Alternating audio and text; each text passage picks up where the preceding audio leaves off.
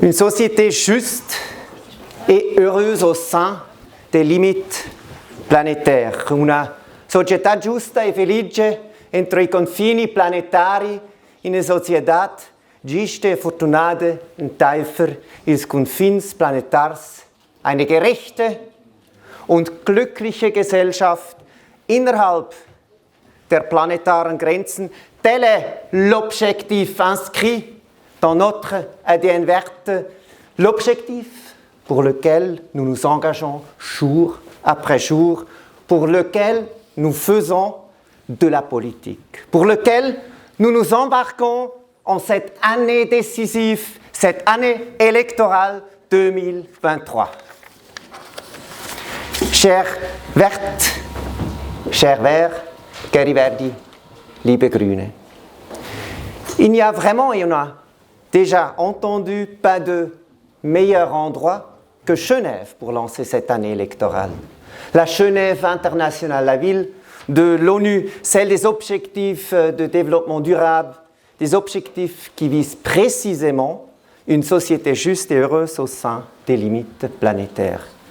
Or, Genève est non seulement une ville vivante, dynamique, ouverte, mais aussi, et cela, on l'ignore souvent, de l'autre côté de la Sarine, un canton agricole important, un canton pionnier dans la production locale et la commercialisation régionale.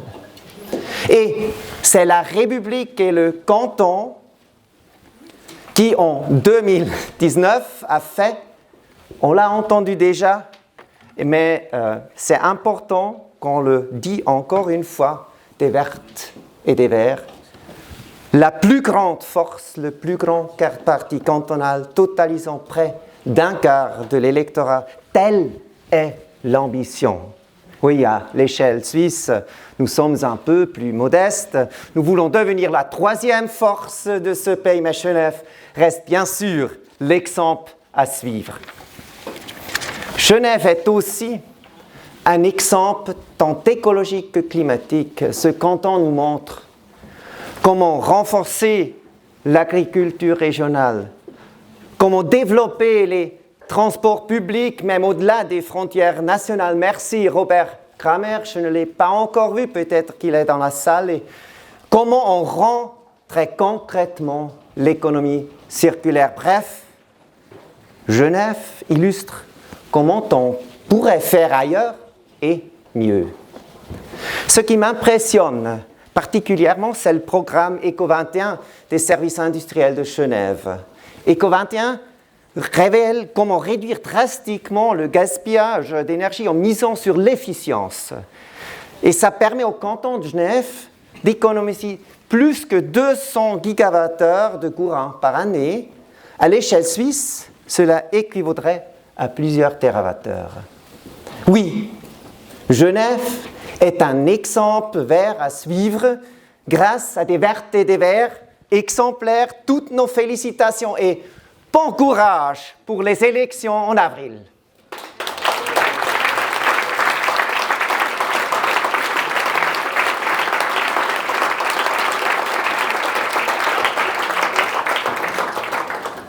Ja, es passt, das grüne Wahljahr hier in Genf zusammen mit euch heute zu eröffnen. Und ich möchte es eröffnen mit einer Erfolgsgeschichte, die aber noch nicht zu Ende geschrieben ist. Das Klimaschutzgesetz, zu dem wir, ich brauche, glaube ich, kein Prophet zu sein, heute mit überwältigendem Mehr die Ja-Parole beschließen werden. Wir Grüne haben dieses Projekt ja von Anfang an begleitet. Mal formeller, mal auch informell. Ich erinnere mich an unzählige Sitzungen mit Fachmenschen, brütend über juristischen Fragen, an die Gründung des Unterstützungsvereins beim schmelzenden Steingletscher am Sustenpass. Ich habe euch davon erzählt an der letzten Delegiertenversammlung in Winterthur, wie ich ganz von Anfang an mit dabei war. Und der nun resultierende indirekte Gegenvorschlag zur Gletscherinitiative, das ist eine Erfolgsgeschichte, die zeigt, wie erfolgreiche grüne Politik geht. Zusammen mit der Zivilgesellschaft. Wir sind eine Partei der sozialen Bewegungen, eine Bewegungspartei und unser Ziel ist es, dass der gesellschaftliche Wandel auch in der Politik ankommt. Wir bringen Bewegung in die Politik. Es gibt ja diesen schönen Spruch, machen ist wie wollen, nur krasser. Ein gutes, ein überzeugendes, man könnte sagen, ein grünes Motto und es gilt für die Klimapolitik, für die Europapolitik, überall dort, wo es endlich vorwärts gehen muss. Wir alle wissen, wir sind in der Krise, nun müssen wir handeln. Genau das ist unsere Aufgabe als Grüne. Les pistes sans neige, les températures records et des sécheresses l'été dernier, et j'en passe, nous le savons toutes et tous, notre maison brûle. Et il n'est plus temps de crier au feu, il est temps de l'éteindre. Et nous savons comment économiser de l'énergie, sortir des énergies fossiles, construire du solaire sur chaque toit en Suisse. Et dans ce but, les Vertes et les Verts viennent justement de franchir une étape importante. Grâce à cette initiative pour les glaciers au Parlement, nous avons réussi à réunir des majorités en faveur d'un contre-projet concret, la loi sur la protection climatique, sur l'innovation et sur le renforcement de la sécurité énergétique. Elle ancre des objectifs ambitieux dans notre législation. Elle exige des plans concrets de réduction de CO2 et elle libère 2 milliards pour investir dans l'efficience énergétique et remplacer les chauffages fossiles. Und das Wichtigste, car il est urgent. Dieses Gesetz ist sofort wirksam, sobald es nach der Volksabstimmung in Kraft tritt. Das ist wichtig. Wir erinnern euch, der Bundesrat, der wollte auch einen Gegenvorschlag, aber auf Verfassungsebene. Das heißt, es wären dann nochmals 2-3 Jahre ins Land gegangen, selbst nach einem Ja von Volk und Ständen, bis endlich konkrete Klimaziele in der Schweiz festgeschrieben worden wären. Wertvolle Zeit, die wir nicht verlieren dürfen. Wir waren maßgeblich beteiligt, diesen Gegenvorschlag aufzugleisen und haben damit den InitiantInnen ermöglicht, zu denen ich auch gehöre, diese Initiative zurückzuziehen. Und nun ist es unsere Pflicht, sie an der Urne zum Erfolg zu bringen. So sehe ich uns Grüne, als Kraft für zukunftsfähige Lösungen, als krasse Macherinnen, als Brückenbauerinnen zwischen Zivilgesellschaft und Politik. Or, je l'ai déjà dit, nous ne touchons pas encore au but, car l'UDC, en d'autres termes, cette abréviation pourrait aussi être lue comme l'Union des carburants fossiles, UDC, dit comment pourrait-il en aller autrement? Elle dit encore une fois non. Non avec un référendum et en usant des contre-vérités. Elle transforme délibérément la loi sur la protection climatique en une loi sur le gaspillage d'électricité. Ce que tous les faits contredisent. Et il faut le répéter parce que ça va être l'axe principal de cette campagne qu'on doit gagner. En effet, cette loi sur la protection climatique, elle est l'exact opposé d'une loi pour gaspiller, puisque c'est aussi une loi pour économiser du courant. Elle aide en effet à remplacer des chauffages ou des boilers électriques obsolètes et énergivores par de nouvelles technologies efficientes. Résultat, en bref, le gaspillage de courant est réduit de plus que 4 TWh par année, dont plus de la moitié en hiver, soit exactement lorsqu'il pourrait y avoir des pénuries de courant.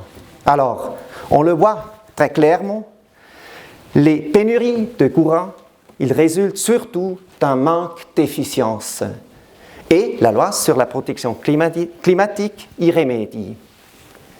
Die Stromlücke ist auch vor allem eine Effizienzlücke und mit dem Klimaschutzgesetz machen wir einen wichtigen Schritt, diese Lücke zu schließen.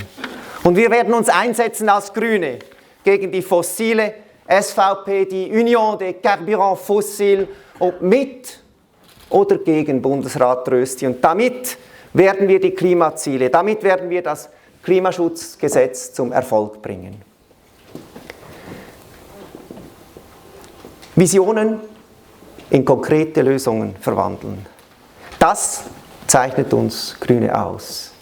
Wir haben ein Ziel vor Augen, Ideale, für die sich zu kämpfen lohnt, aber wir sind nicht nur die Partei der Hoffnung, nein, wir sind auch die Partei der Lösungen. Im Gegensatz zur Partei der Angstmacherei und des konservativen Rückschritts, die heute auch Delegiertenversammlung hat, zur Partei Marco Chiesas, des Reiters der Apokalypse, der die Schweiz schwarz malt, als wäre sie auf dem Weg in Dunkelheit, Armut und Tod. Und ich sage euch, der größte Irrtum der Bürgerlichen, allen voran der SVP, ist der folgende.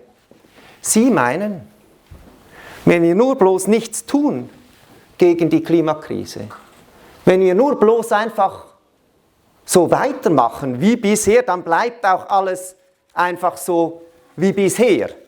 Aber das stimmt nicht. Wenn alles so bleibt, wie es ist, wird nichts so bleiben, wie es ist. Zum Glück aber existieren Lösungen für eine grünere, für eine gerechtere, für eine glücklichere Zukunft. Und zum Glück gibt es Menschen wie euch, Menschen, die sich dafür so richtig ins Zeug legen. Gemeinsam meistern wir diesen Aufbruch. Denn nicht die Lösungen sind es, die heute fehlen. Was fehlt, sind die politischen Mehrheiten dafür. Und genau um das zu ändern, gehen wir mit Elan in dieses Wahljahr 2023, damit wir Grüne nochmals stärker werden, damit wir die konservative Blockade durchbrechen, damit wir Brücken bauen, Klimaallianzen bilden, Lösungen voranbringen können.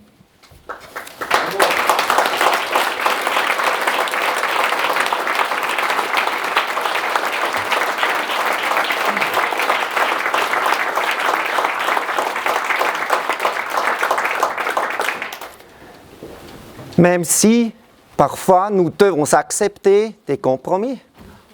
Hop. Bah. Ich weiß auch nicht. Ich habe nichts abgestellt. Nee. Das waren die Kompromisse. Das war ein schlechter Kompromiss, hier das Mikrofon abzustellen. Même si, parfois, nous devons accepter des compromis. Oui, on doit le faire.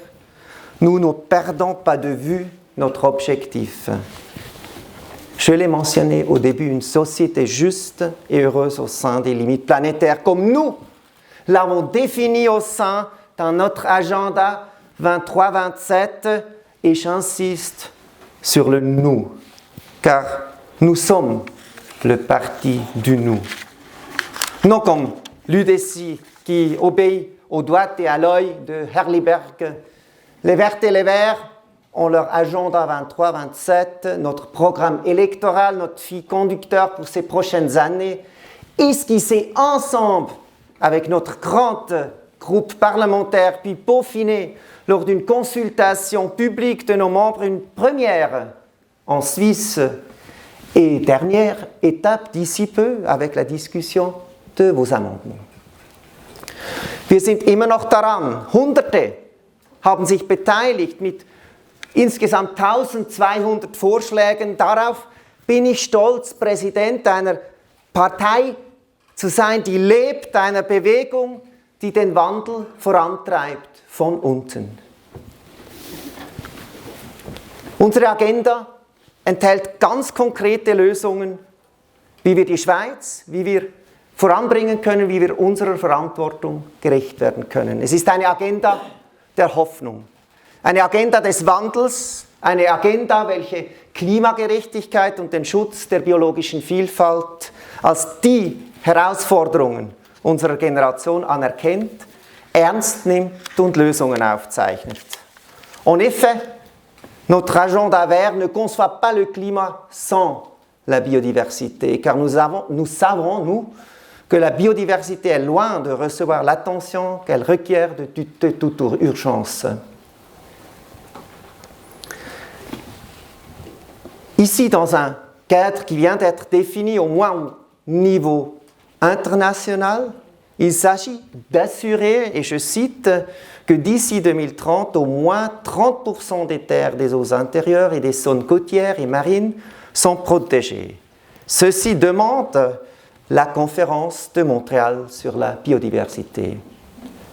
Cependant, de l'accord de Paris sur le climat de 2015 à la loi sur la protection climatique, votée, j'espère, en avril 2023, 8 années se sont écoulées, presque une décennie. Il nous faut être plus rapides pour la biodiversité. Agissons donc maintenant. Die Hälfte unserer Lebensräume sind bedroht, 1/3 unserer Arten, 2/3 der Insekten sind gefährdet und die Hälfte der Trockenwiesen ist verschwunden im letzten Jahrhundert. Die biologische Vielfalt ist unterdessen in unseren Städten deutlich höher als auf dem Land. Ein erschreckender Befund, die Agrarwüste wächst und in Anspielung auf die neue Allianz von Geld, Gift und Gülle muss ich sagen, das ist keine Perspektive für die Schweiz. 2023 wird ein Schlüsseljahr. Ein Schlüsseljahr fürs Klima, für die Biodiversität, für grüne Lösungen und für eine offene Schweiz. Zu viele zögern heute noch. Zu viele fürchten den Wandel. Ihnen möchte ich mit Seneca zurufen, nicht weil es schwer ist, wagen wir es nicht, sondern weil wir es nicht wagen, ist es schwer. Das alte Wort ist treffend. Ce n'est pas parce que les choses sont difficiles que nous n'osons pas, c'est parce que nous n'osons pas qu'elles sont difficiles. Quelle réflexion pertinente, surtout à l'heure d'urgence actuelle. Faisons, et je termine avec ça, faisons comme Genève. Faisons comme les Verts de Genève. Devenons la grande force de renouveau vert dans toute la Suisse, in tutta la Svizzera, in der ganzen Schweiz. Je me réjouis d'entamer ce renouveau avec vous aujourd'hui. Gagnons les élections 2023 en route vers la victoire. Let's win this together. Grün macht vorwärts.